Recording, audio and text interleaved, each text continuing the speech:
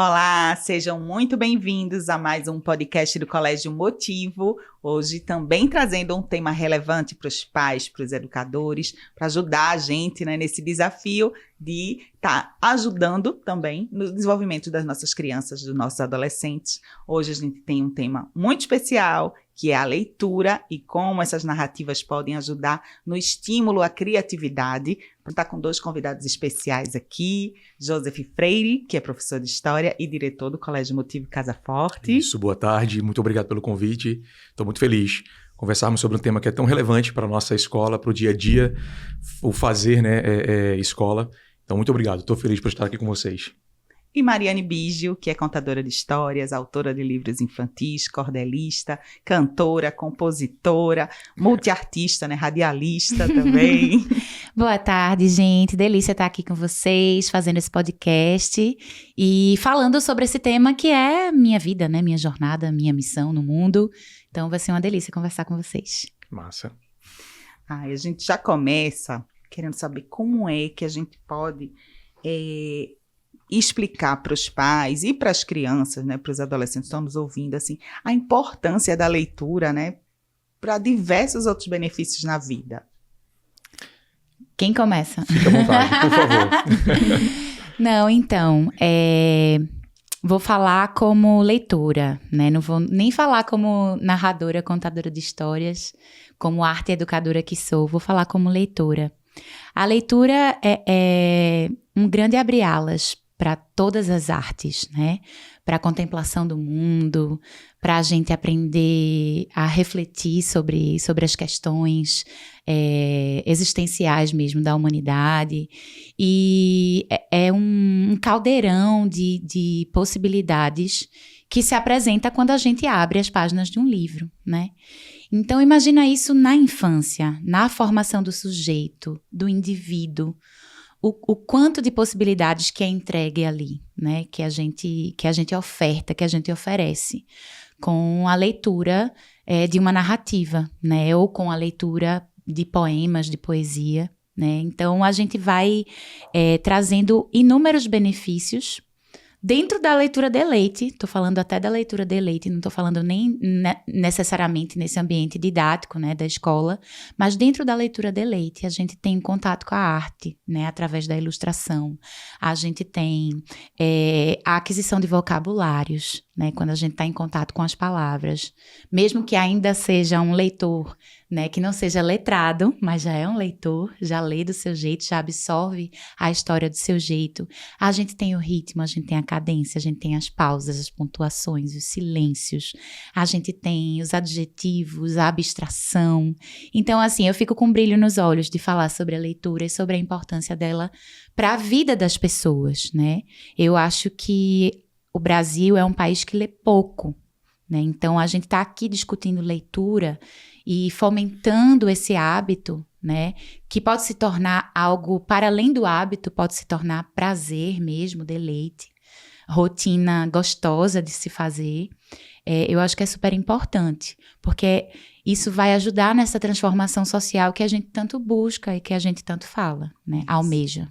E a escola tem esse papel de jogar as sementinhas, Estimular, A leitura é uma ferramenta fundamental para moldar a imaginação, criatividade, ampliar o repertório, Como foi dito aqui de forma muito poética, e é emocionante falar do estímulo à leitura, e principalmente a leitura para essa fase inicial, que nós chamamos de primeiríssima infância, primeira infância.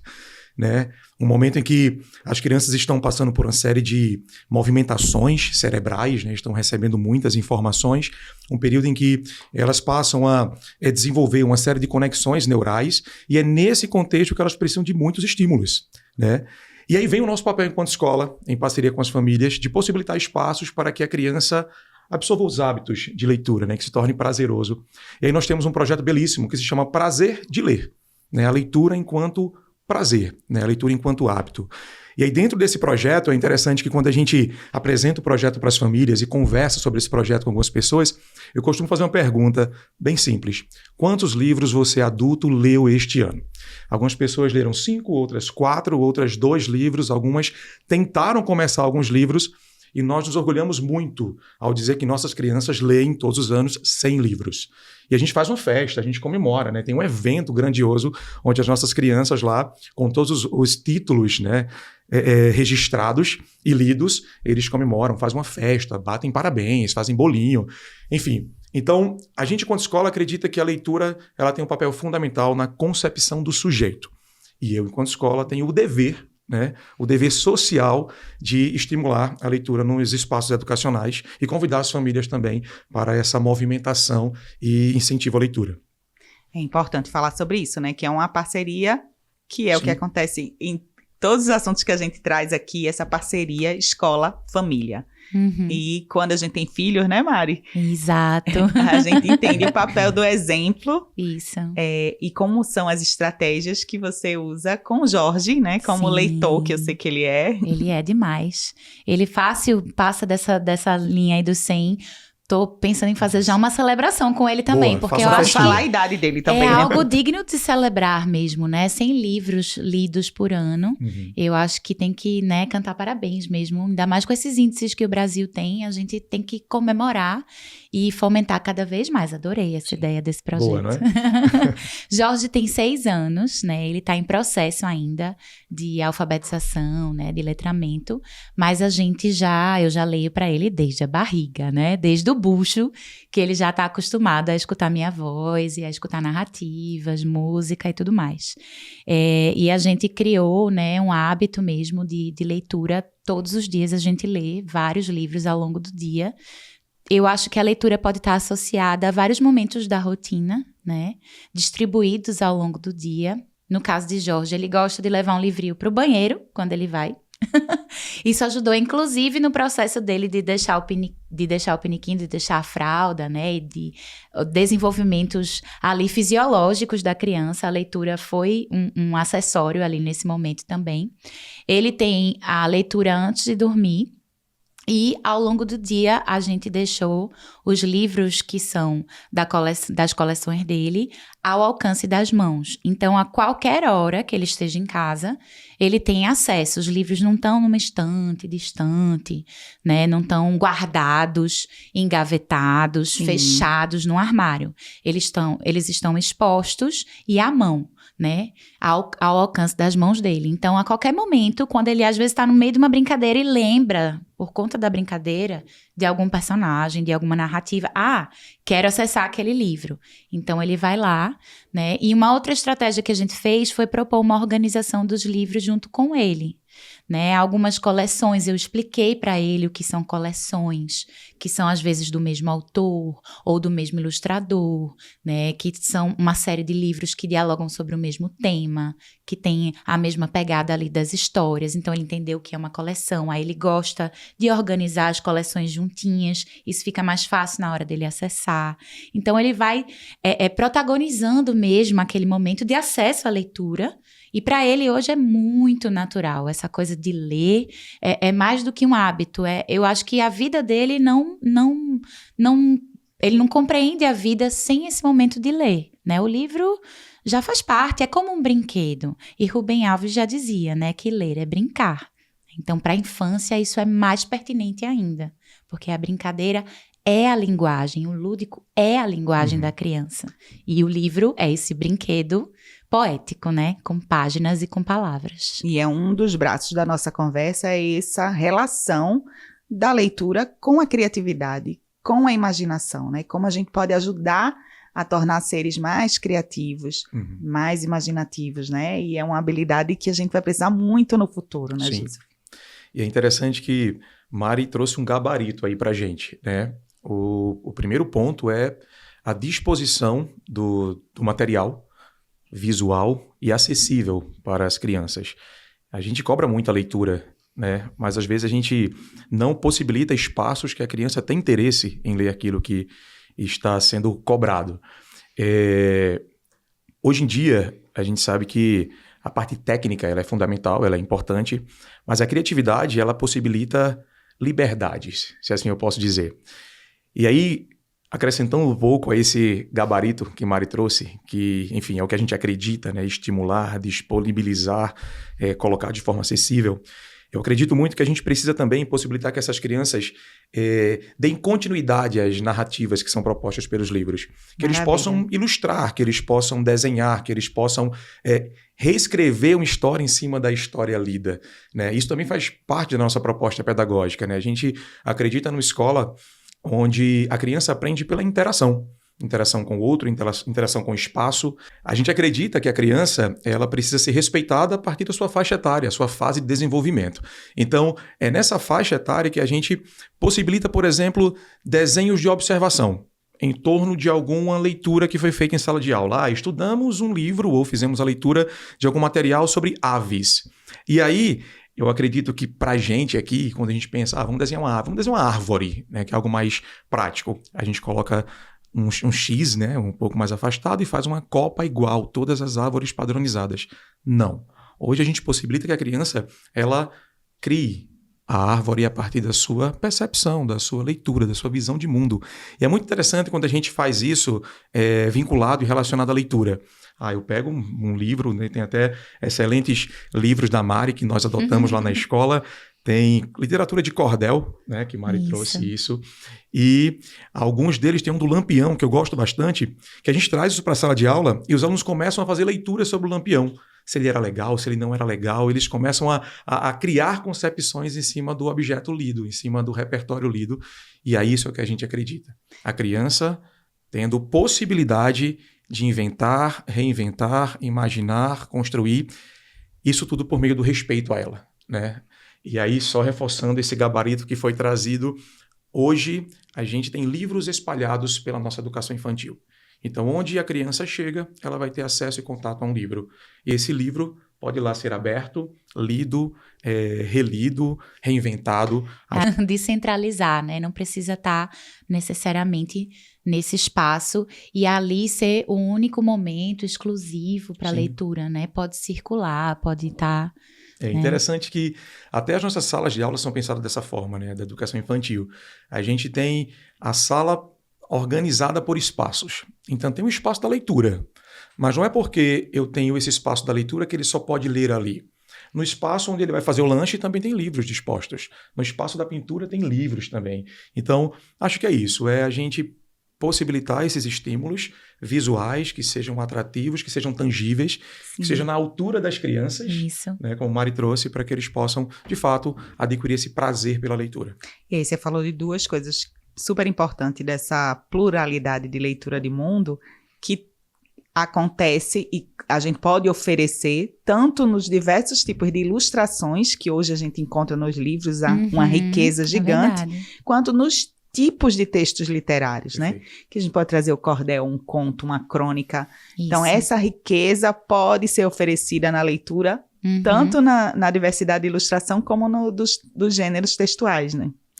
A diversidade é muito bem-vinda, né? A pluralidade, né? E a gente tem essa riqueza cultural enquanto país, enquanto nação, enquanto Nordeste, né? Enquanto região que somos riquíssima também, com muitos autores produzindo, com muitos autores pernambucanos, autores e autoras pernambucanos, trazendo vários gêneros literários, mergulhando dentro de vários gêneros, com vários tipos de ilustração também, com várias referências artísticas dentro dos livros, o livro enquanto objeto, né? Essa coisa tátil, esse brinquedo mesmo, que ao mesmo tempo também, parafraseando mais uma vez, é a primeira galeria de arte que uma criança se depara, né? É um livro, quando abre, encontra essas ilustrações, essas verdadeiras obras de arte. Então, eu acho que essa riqueza, essa diversidade, ela é super bem-vinda. Não, vamos lá apresentar os clássicos, né? Falar dos Três Porquinhos, ok, Chapeuzinho Vermelho. Tá, mas tem outras coisas, né? Tem releituras, tem novas histórias, tem outros textos. Mas vamos falar de Lampião para criança? Vamos sim, porque a criança é capaz de compreender e de fazer suas leituras e releituras, né? Depende da forma como você faz essa mediação, de como você apresenta essa história, se é de forma lúdica, poética, prática, como é que você conta isso, como é que você fala da morte, que é um tema, como é que você fala das perdas, das frustrações que fazem parte da infância, que fazem parte da vida das pessoas. E a arte pode ser um veículo, um caminho, a literatura, uma forma de abordar esses temas, esses tabus, né, e de preparar esses seres humanos, esses indivíduos, para o que vem pela frente, né? E aí é muito importante a gente dar algumas dicas, porque para muitos pais que se aventuram nesse hábito de leitura, mas que não têm, às vezes, tantas ferramentas de orientação para ajudar nessa leitura, né? O que a gente, como escola, como família, como artista, autora, como é que a gente pode dar dicas de como apresentar, porque eu sei que cada faixa etária vai ter o seu jeito, né? De como os pais podem, em casa, criar estratégias e estímulos para escolher, né? Escolher que livros oferecer. Perfeito. Eu, enquanto professor de história, né? Como eu falei no início, eu sou um entusiasta e apaixonado pela leitura, pela educação. E eu acredito, sim, na leitura como objeto de transformação do mundo, né, e das pessoas. Eu acredito muito que o ponto inicial é a exposição do material de forma agradável. Eu falo sempre para os pais que tocam nesse assunto comigo: apresentei seus filhos com livros, deem livros de presente para os seus filhos, possibilitem uma visita a uma livraria onde seus filhos possam pegar no livro que vai chamar a atenção e compre, dê esse livro de presente para ele. Eu acho que a exposição é um ponto fundamental.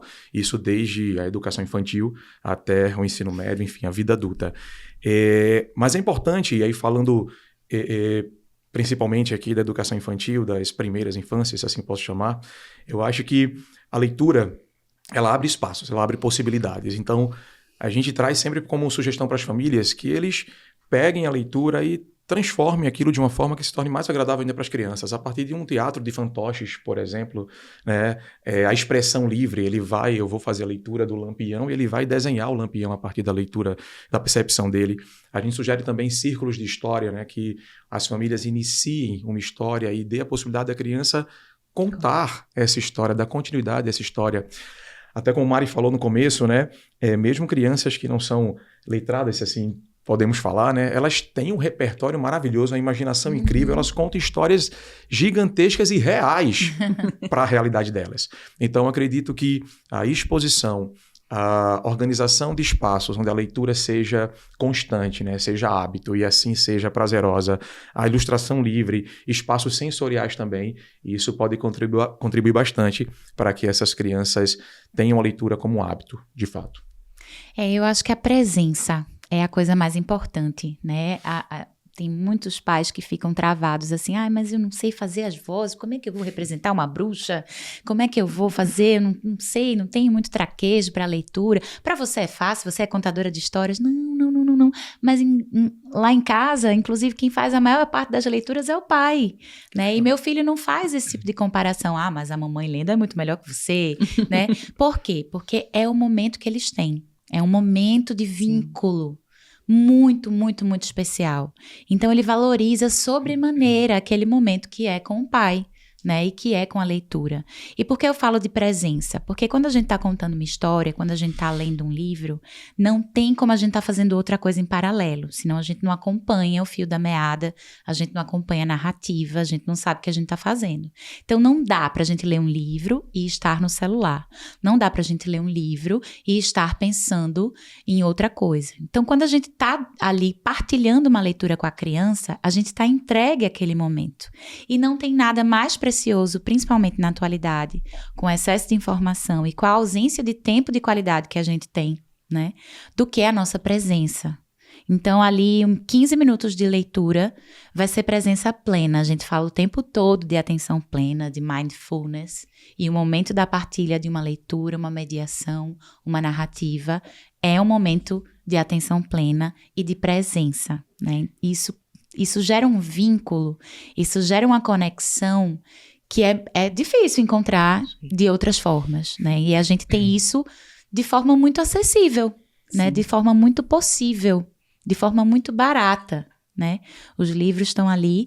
Se não for uma possibilidade comprar livros, enfim, todo o tempo, mas tem aí as bibliotecas, a própria escola tem as salas de leitura e as bibliotecas. Isso pode entrar na rotina das famílias. Eu com o Jorge tenho uma prática de todas as férias, a gente faz uma visita a alguma biblioteca pública, como um dia mesmo de curtição das férias. Lá tem livros que você nunca viu, que a gente não tem em casa. Então, solto ele na biblioteca pública e ele vai pegando os livros que ele se interessa. A gente faz ali uma tarde, uma manhã de leituras, né? Então, é presença. Eu acho que a palavra, para mim, é presença. É o que é mais especial e o que a leitura possibilita, né? E você falou da frase de Rubem Alves, que diz que leitura é brincar. E aí eu complemento com a de Mário Quintana, que fala: crianças não brincam de brincar, crianças brincam de verdade. Que Exato. é justamente isso, é você tá inteiro, né? Tá o fio inteiro ali entregue. Isso na leitura, na brincadeira, no momento de conexão entre pais e filhos, que como acontece na escola entre professores e entre eles, entre os pares, eles estão entregues ali de verdade, né, por inteiro. Exatamente. E aí a gente pode aproveitar e fazer essa relação. De que forma os livros podem se transformar em brincadeiras? Joseph já deu algumas ideias aí de jogos. Eu adorei os desdobramentos, né? São essas possibilidades bem ricas, assim. A leitura já é uma brincadeira analógica, Sim. né? Já é sem telas. E aí a gente pode pensar nesses desdobramentos, né? Dos desenhos, das ilustrações, principalmente se a gente está pensando na primeiríssima infância, né? Que eles ainda estão aprendendo a escrever, ainda não têm o domínio, ainda, né? Tudo muito simbólico, mas eles têm o desenho, né? A brincadeira de colorir, de desenhar, ainda muito forte, que é uma coisa que a gente vai perdendo ao longo da vida, mas todo mundo aqui já foi desenhista, né? Sim. Todo mundo já foi ilustrador. Né, eu vi até uma frase de criança essa semana na internet que era uma mãe dizendo para a filha: não, eu sou professora da faculdade e eu ensino desenho, né, para os meus alunos. Aí a menina fez: ué, e eles esqueceram como é que desenha? Tipo assim, tá ensinando adulto a desenhar? Sim. Em que momento isso aconteceu? Né? Então toda criança desenha. É verdade. E esse desdobramento da leitura numa arte visual, né, numa expressão visual ali, é super, super válida, né, super interessante.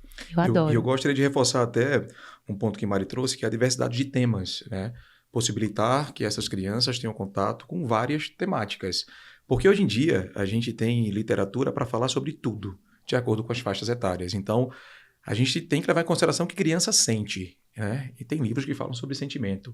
Criança que tem irmão, briga com irmão. Tem livro que fala sobre isso.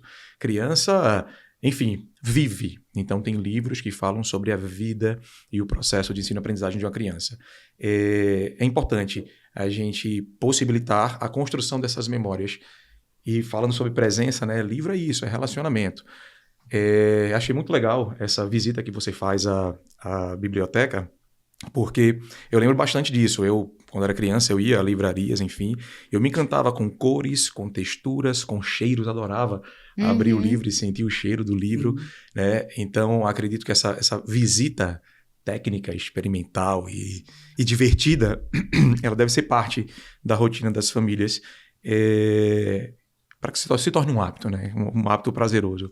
Outro ponto também que a gente traz como possibilidades e sugestões é que a gente não entregue nada pronto após essa leitura. Eu fiz a leitura de um clássico, Os Três Porquinhos, agora você vai pintar os Três Porquinhos estático ali, uma impressão de um desenho. Não, possibilita que ela crie os Três Porquinhos a partir da memória dela, a partir das leituras dela. E possibilita também que ela conte para você a história dos Três Porquinhos a partir da leitura das imagens, né, dos símbolos. Mais uma vez falando, né? Enquanto professor de história, eu sou muito favorável à leitura e a todas as formas de leitura. Inclusive a leitura iconográfica, a leitura imagética, né? A primeira forma de compreender a humanidade, de ler sobre a humanidade, foram pinturas. Então, símbolos, né? Então, assim, vamos possibilitar que nossas crianças desenvolvam suas habilidades artísticas, motoras, cognitivas, sociais, enfim. Acho que a gente tem esse dever enquanto humanidade, né? Enquanto seres humanos. A própria conversa após uma leitura, né? Uma conversa sem tantos direcionamentos, assim, sem um objetivo claro. Não, eu preciso trabalhar esse conteúdo. Não, mas e aí, o que vocês acharam dessa história? Sem uma lição de moral. Sem necessariamente uma lição de moral, ou sem necessariamente estar atrelada a um conteúdo, mas uma conversa sobre a leitura, né? É o que os clubes de livros hoje dos adultos fazem. Vamos conversar sobre essa história que a gente leu, em que pontos ela se conecta com a nossa vida. E os livros infantis, como obras literárias, obras de arte, também falam sobre a vida, né? Sobre as vivências da infância e da criança. E aí podem surgir conversas deliciosas ali dessa roda, né? Após a leitura, né? Fazer um debate ali. O que vocês lembraram? Da casa de vocês é assim, né? Tem esse tipo de coisa? Alguém achou esse protagonista parecido com alguém? Alguém já viu um menino que faz isso? Uma menina que faz aquilo, né? Alguém já viu esse bicho? Alguém já viu essa planta? Já viu esse cenário? Já esteve nesse lugar, né? Já visitou um lugar assim? Então, essas conversinhas, né? Esses diálogos vão também trazendo desdobramentos, né? Para a cognição, para o desenvolvimento do intelecto, né? Se a gente está falando de formação, a gente está falando de formação num sentido muito amplo, né? Quando a gente fala de formação do sujeito, são várias, né? José falou aqui, é coordenação motora fina no desenho, é a cognição, é a aquisição de vocabulário, é um monte de caixinhas ali que vai sendo trabalhado ao mesmo tempo. E você, autora de dezenas de livros infantis, como é nessa construção da narrativa? Você já pensa nesse desdobramento na casa das crianças? De jeito nenhum, ainda bem. Porque, assim, quando eu escrevo um livro, eu escrevo porque eu amei aquela história, porque eu tive aquele insight e porque eu queria muito contar, queria muito dividir com as pessoas. E não posso ficar só para mim. Eu tenho que botar no mundo. Só que, como é arte, como é literatura, quando uma outra pessoa pega aquele livro, já vai ter outra leitura, outra visão, outro entendimento. E quando esses livros vão parar nas mãos dos professores e professoras, meu filho, é um sem fim. E é maravilhoso, porque eu não escrevo com o objetivo de ensinar nada, porque a arte, ela já é completa, ela já ensina 1000 coisas sem precisar de nada, né? Mas o livro vai para a mão de quem faz pedagogia, né? De quem ensina através do lúdico e de quem usa a arte para ensinar, né? Para traduzir conhecimento, transpor conhecimento. E aí ele vira uma outra obra. E é maravilhoso, porque eu chego nas escolas e tem ali desdobramentos e releituras da obra e atividades que eu jamais imaginaria. Ainda bem, né? Eu não me limito de jeito nenhum. Eu não sei se você sabe, mas lá no Motivo estão construindo um cordel em adaptação ao seu material. Olha só, tá vendo? Em inglês, a turma bilíngue. Olha aí, né, que maravilha. fez a leitura Now do in seu English. material e agora em inglês. Mas isso que Mari trouxe, e aí como eu falei no começo, eu estou muito feliz em estar aqui com vocês. Mari é uma das homenageadas da nossa escola, né? Olha, esse ano nós temos um tema anual que é a arte e suas faces culturais, e algumas das nossas turmas estão trabalhando os artistas e seus encantos. Então, nós temos 3 turminhas que estão fazendo as leituras, ouvindo as músicas e estão apresentando, né, no decorrer do ano inteiro, algumas temáticas relacionadas ao seu material. Então, isso as professoras, como você falou, isso, nossa. Né, pegaram os materiais e desenvolveram, enfim, inúmeras possibilidades, adaptações.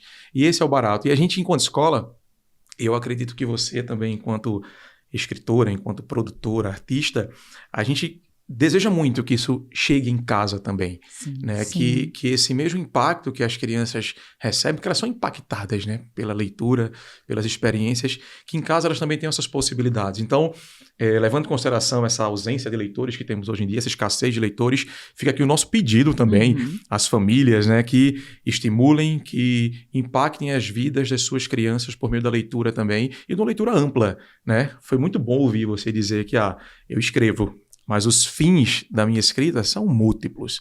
Então, vamos multiplicar. Ilimitado, né? E eu imagino que essa riqueza de desdobramento já começa das ilustrações, né? Já, nossa, a ilustração é uma outra obra, né? Então, assim, alguns livros, por exemplo, esse aqui que é o meu mais recente, né? Solução do Peixe-Boi. Ele já vem, por exemplo, Solução do Peixe-Boi, Maribijo e Joana Lira. Ele não tem, assim, texto Maribijo, ilustração Joana Lira. Porque as editoras já estão compreendendo que é uma obra dupla, né? É algo que complementa. É uma coautoria, né? É uma coautoria, né? O ilustrador, a ilustradora é um coautor da obra, né? Que a ilustração vai colaborar para a narrativa, né? Para contar essa história também. Principalmente se a gente está pensando no público infantil e juvenil, para quem o visual é tão importante, né? Para justamente referenciar, criar esse repertório de referências, né? E é isso, eu acho que é bacana a gente poder ofertar, né, livros com qualidade visual, né, com gêneros múltiplos para as crianças. E esse apelo que Joseph faz para os pais é super pertinente, né? Porque se a gente não dá o exemplo, né? Se a gente já não tem esse tempo de estar lendo e as crianças, meu pai e minha mãe estão lendo, então a gente já está o tempo inteiro no celular.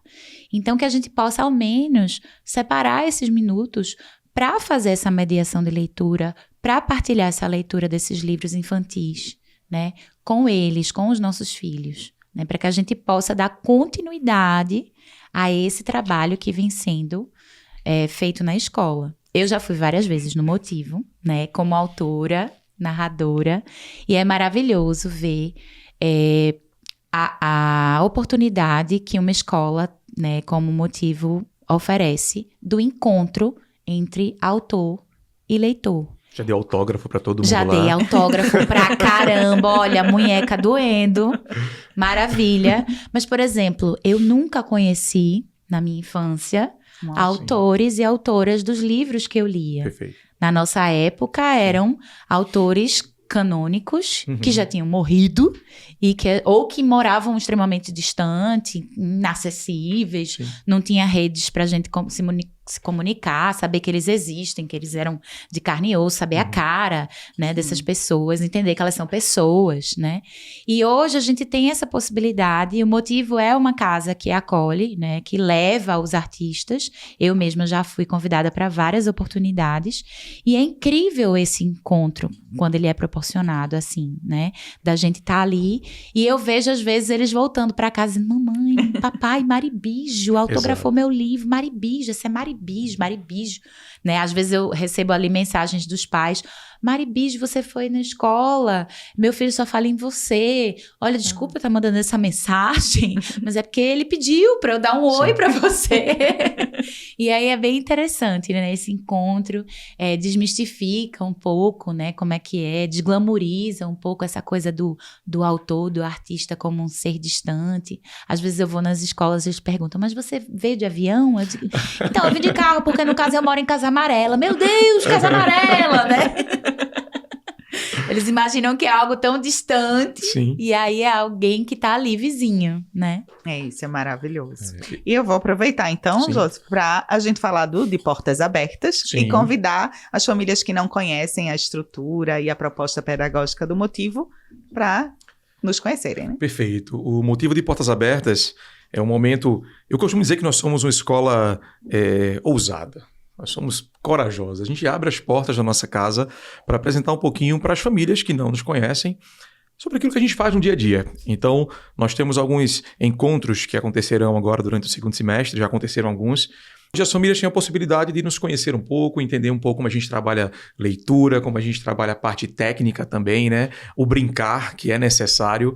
E aí, eu deixo aqui esse convite também para todos que quiserem conhecer a nossa escola, quiserem conhecer um pouquinho do que a gente faz lá dentro.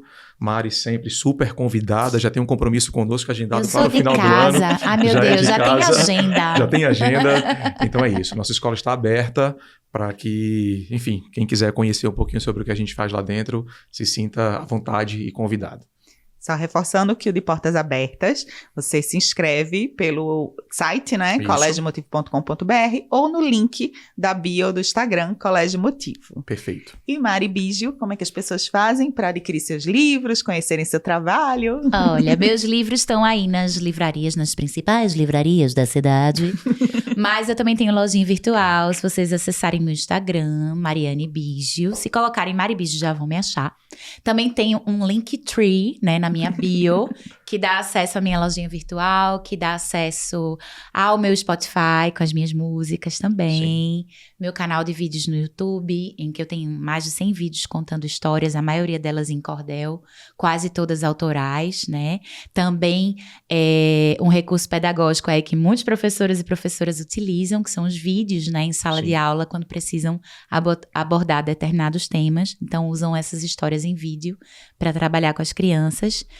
Tem o site também, maribiggio.com, que eu disponibilizo, né, alguns textos, nem todos, são tantos, né, que eu não consigo transformar tudo em livro, em cordel. E aí eu coloco no site, porque é uma forma também de dividir com o público, né, e possibilitar o acesso, pensando principalmente no cordel, na literatura popular, como recurso pedagógico, né? Então, Joseph falou, tem livro sobre tudo, eu tenho texto sobre quase tudo no mundo, cordel sobre todos os temas, para todos os ciclos do ano. Então, lá no maribiggio.com, professores e professoras estão convidados e convidadas para acessar também e utilizar os textos, né, nas atividades escolares. É só dar os créditos, dizer que foi Mari Biggio que escreveu e pronto.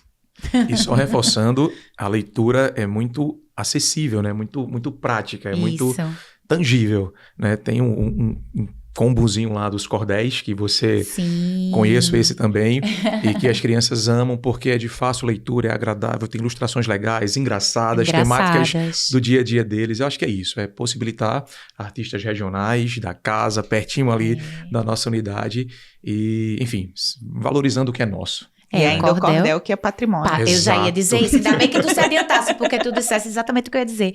O cordel é patrimônio reconhecido pelo IFAM desde 2018, né? E eu acho que tem muitas camadas aí, quando a escola me convida, né, para fazer o podcast, quando me convida para fazer parte das atividades, são muitas camadas de valorização, né? Do cordel, de uma cordelista, da casa, né? Nordestina, mãe, negra, recifense, pernambucana. Então, assim, são muitas camadas de referência.